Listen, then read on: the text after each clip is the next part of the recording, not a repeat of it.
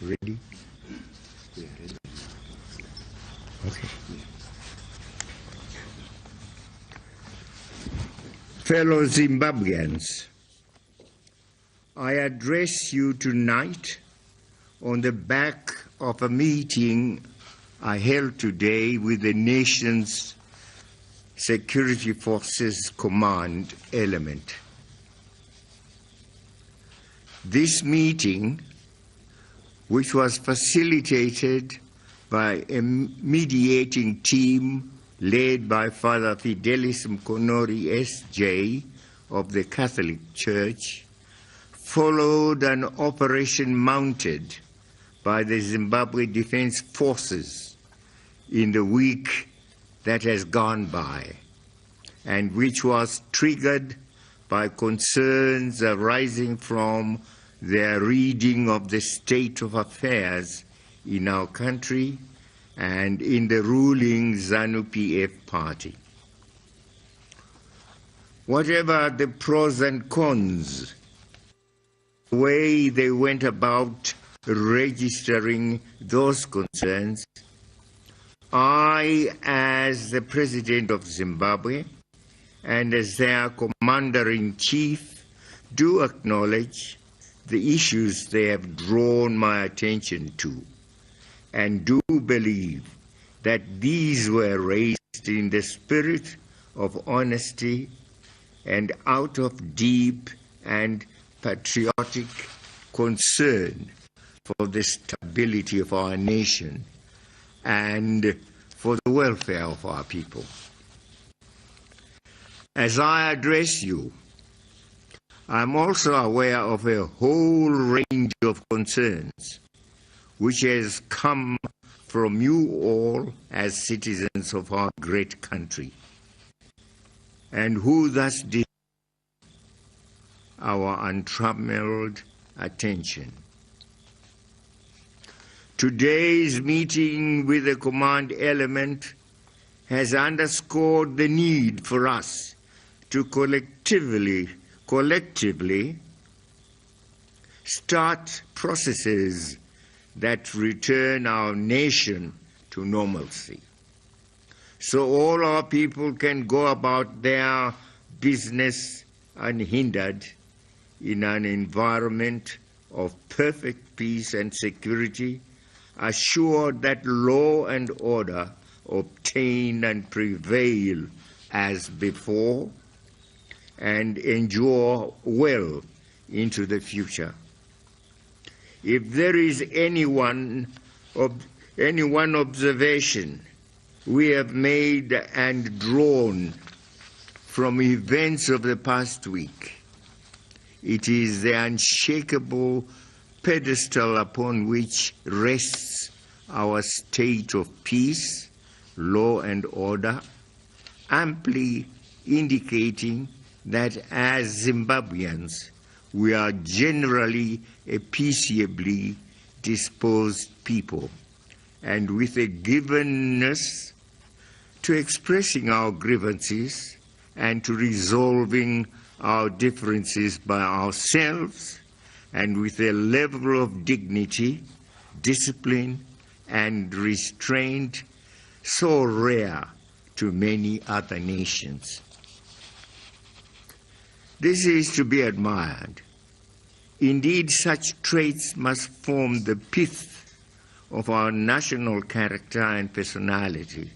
Yes, a veritable resource we summon and draw upon in times of vicissitudes.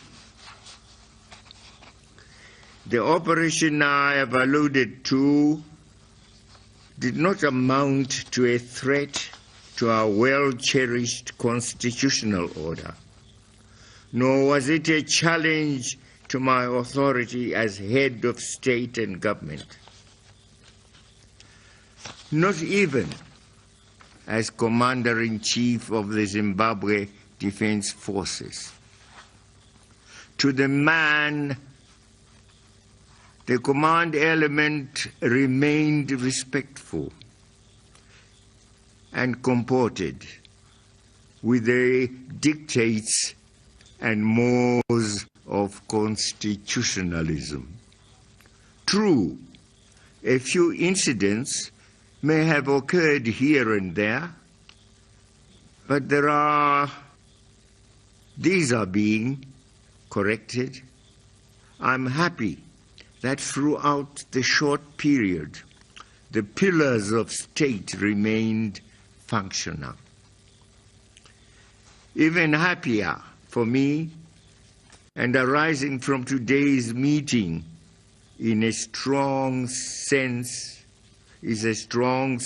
of collegiality and comradeship now in the various arms of our security establishment. This should redound to greater peace and offer an abiding sense of security in communities and in our entire nation. Among the issues discussed is that relating to our economy, which, as we all know, is going through a difficult patch. Our great concern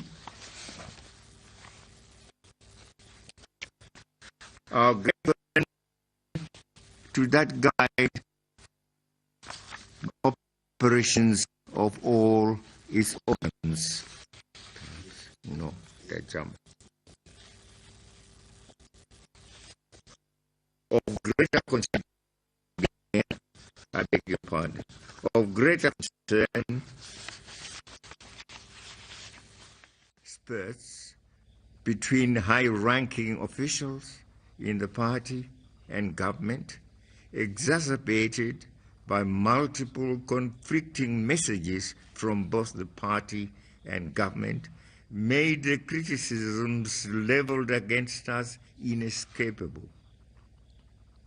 Amidst all this, flagship projects already adopted by government stood stalled or mired in needless controversies. All this now has to stop as we inaugurate a new work culture and pace which will show a strong sense of purpose and commitment to turning around our economy in terms of our policies. Zimbabwe's government remains committed to improving the social and material conditions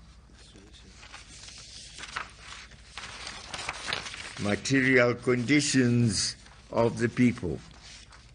Government will soon unveil an entrepreneurial skills and business development program which will empower and unleash gainful projects at our growth points and rural areas.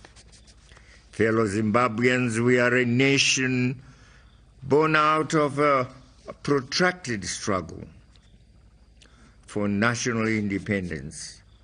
Our roots lie in that epochal struggle whose goals and ideals must guide our present and structure our future. The tradition of resistance is our collective legacy, whose core tenets must be subscribed by all across generations and across times. Indeed, this too was a great concern for our commanders, who themselves were makers of that revolution, and often at very tender ages and at great personal peril. We still have in our various communities veterans of that founding struggle,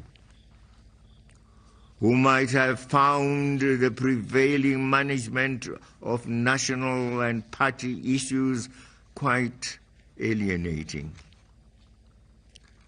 This must be corrected without delay, including ensuring that these veterans continue to play central roles in the lives of our nation. We must all recognize that their participation in the war of liberation exacted lifelong costs, which, whilst hardly repayable, may still be assuaged and ameliorated.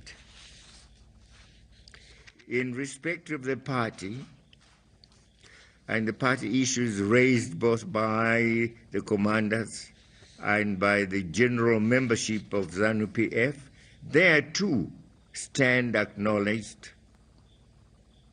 These two stand acknowledged. They have to be attended to with a great sense of urgency. However, I am aware that as a party of liberation, ZANU-PF has over the years written elaborate rules and procedures that guide the operations of all its organs and personnel.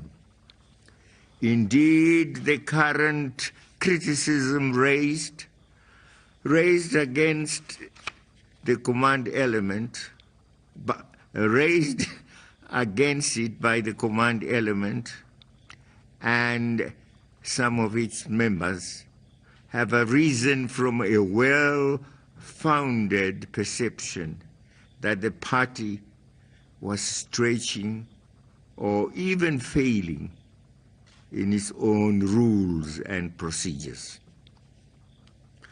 The way forward, thus, cannot be based on swapping, vying cliques that ride roughshod over party rules and procedures. There has to be a net return to the guiding principles of our party as enshrined in its constitution, which must apply fairly and equitably in all situations and before all members. The era of victimization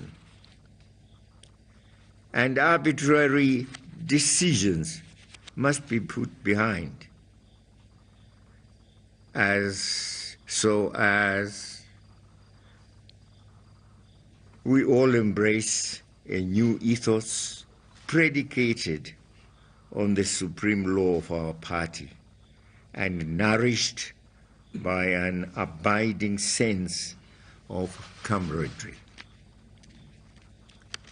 To all this must be a general recognition that ZANU-PF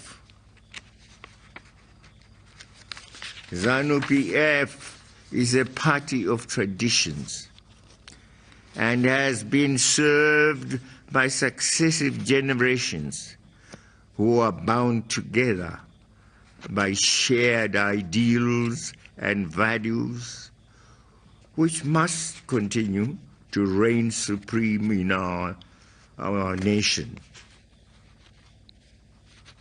Hints of intergeneration conflict must be resolved through a harmonized melding of old established players as they embrace and welcome new rules, new ones through a well-defined sense of hierarchy and succession. Indeed, all these matters will be discussed and settled at the forthcoming Congress within the framework of a clear roadmap that seeks to resolve once and for all any omissions or contradictions that have affected our party negatively. The Congress is due in a few weeks from now. I will preside over its processes, which must not be prepossessed by any acts calculated to undermine it or to compromise the outcomes in the eyes of the public. As I conclude this address, I am aware that many developments have occurred in the party or have been championed and done by individuals in the name of the party. Given the failings of the past and the anger these might have triggered in some quarters, such developments are quite understandable. However, we cannot be guided by bitterness or vengefulness, both of which would not make us any better party members or any better Zimbabweans. Our hallowed policy of reconciliation, which we pronounced in 1980, and through which we reached out to those who had occupied and oppressed us for nearly a century, and those we had traded fire with in a bitter war, surely cannot be unavailable to our own, both in the party and in our nation. We must learn to forgive and resolve contradictions, real or perceived, in a comradely Zimbabwean spirit.